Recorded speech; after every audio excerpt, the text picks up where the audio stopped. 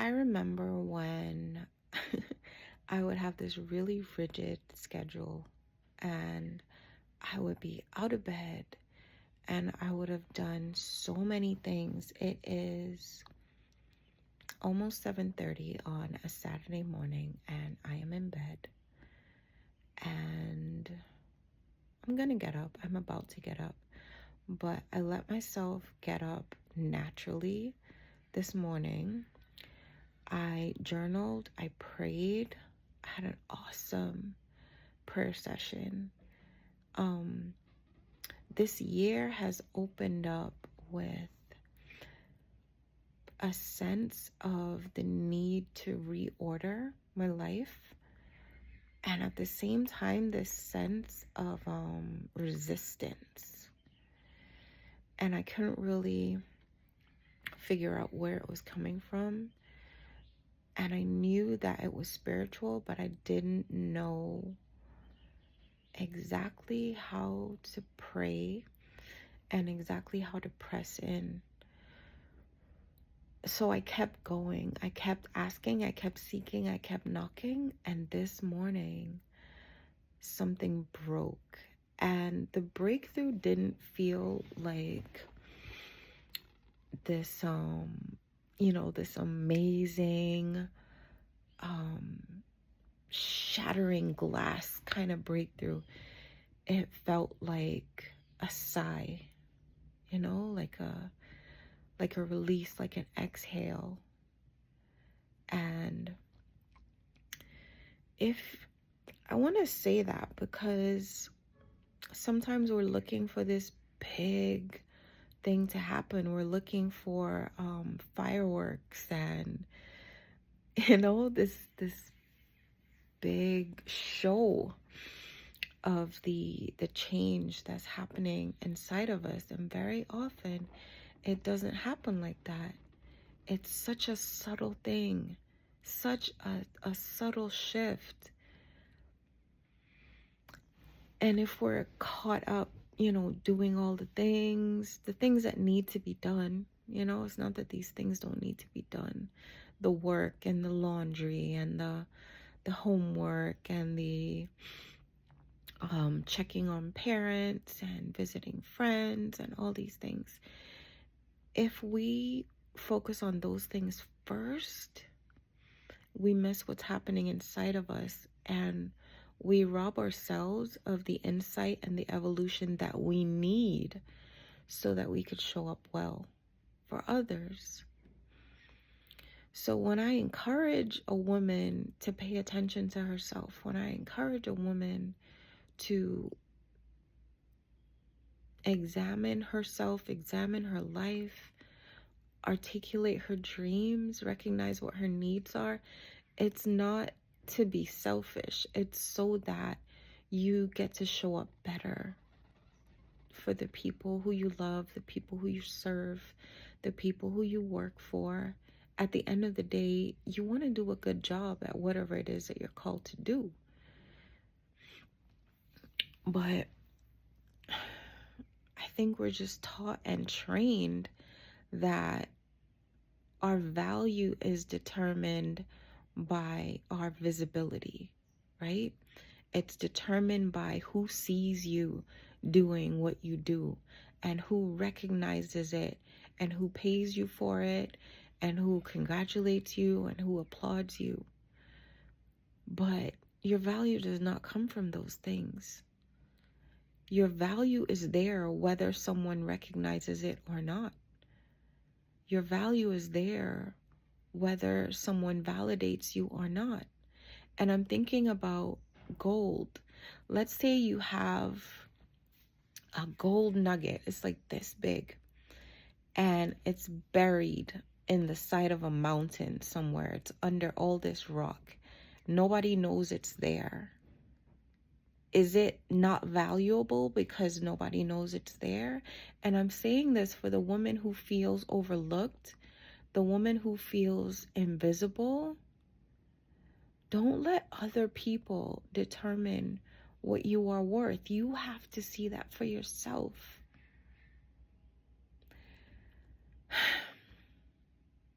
I get it. I get that there is a very real human need for that sense of belonging, that sense of being noticed for who you are. But you have to notice yourself. You have to see yourself, because if you don't, you're going to get out of bed every single day seeking that validation. You're going to get out of bed every single day hoping this is the day that they notice me. This is the day that they love me. This is the day where they recognize my worth. Are you going to recognize your worth?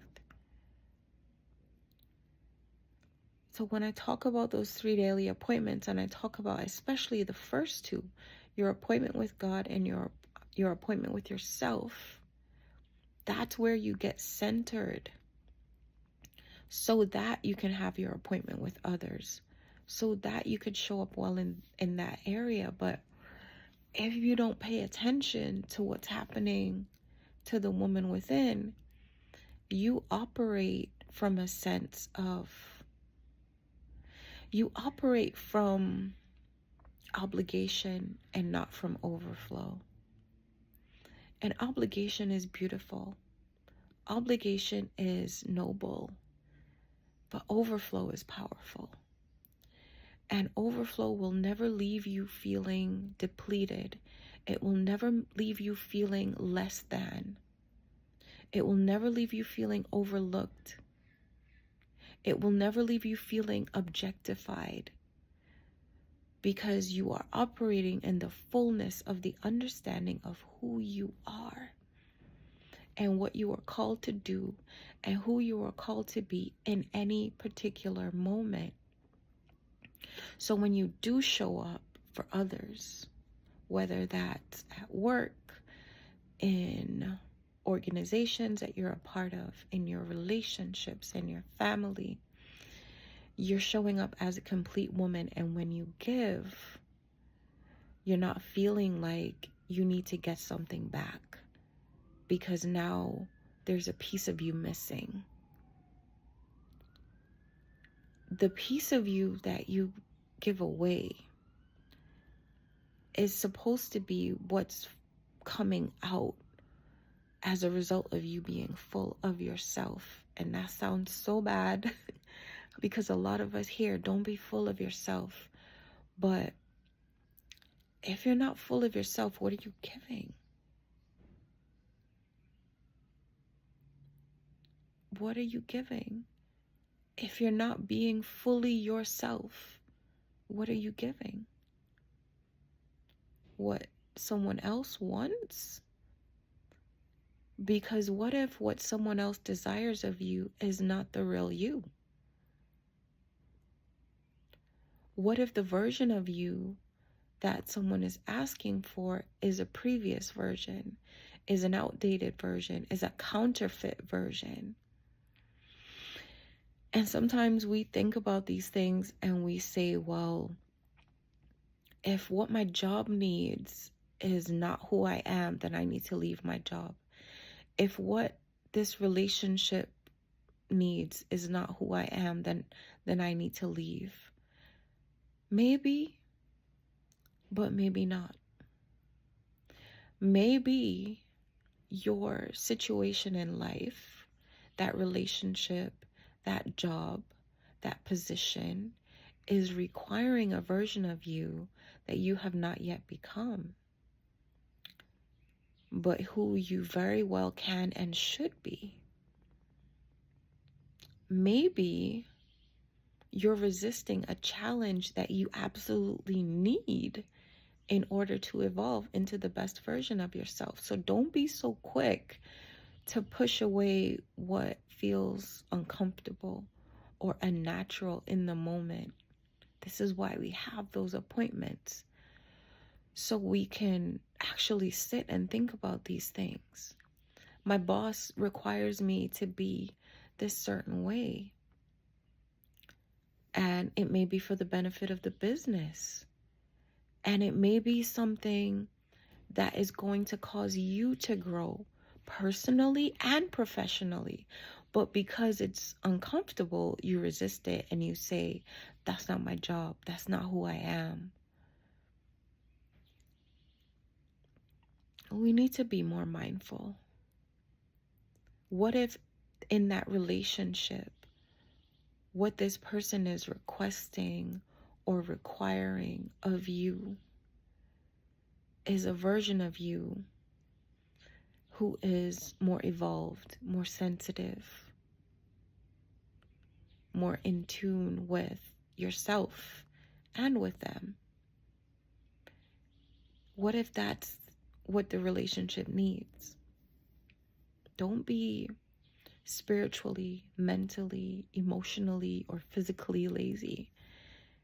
We are very good at doing the things because it allows us to appear productive. It allows us to appear that we care. It allows us to appear successful. It allows us to appear efficient, right? It allows us to appear as if we are needed. Be very careful of showing up and doing all the things just because you want to feel needed. Because when you show up doing all the things because you want to feel needed, you put yourself in position to feel taken advantage of. When you put yourself in a position where you're doing all the things because you want to feel needed, you put yourself in position to feel used. And here's another thing. We want to be used. But when you are used from your sense of obligation, you feel robbed. Because there can be this sense of, I'm doing this thing because I want something in return. Whereas when you're operating out of your overflow, everything you do, how you serve, how you speak, how you show up, is not robbing you of who you are. And you are in such a centered and connected place that even as you speak, even as you do, even as you serve, immediately as you give, you're being poured back into because you're constantly positioning yourself. This is not just like when you're lying in bed and when you're writing in your journal, but it's a state of your mind, it's a state of your heart, of your soul, and of your spirit. You're consistently positioning yourself to be filled. So you're never in a point of deficit. This is the goal. That you can release what is in you, whether it's in your possession, whether it's money, whether it's love, whether it's time, whether it's ability, talent, work, whatever it is that you do, you release that and you don't gatekeep, you don't hold back, because you understand that you are operating in abundance and you are operating in overflow. And everything you give is from your overflow. And the more you give, the more flows in. So you're never depleted. You're not resentful. You're not bitter. Because you understand that what you have is what the world needs. It's what your family needs. It's what your job needs. And so you're in a better position to give. And ultimately, that's what you want. You want to create a life where you can give without feeling depleted or taken advantage of. And you can. You absolutely can. And it starts with you. It starts with positioning yourself to be poured into, mentally, emotionally, spiritually, in every way, so that in whatever way you are called to serve and to give, you can do it with joy. I hope this helps. Blessings on your journey. I'll talk to you soon.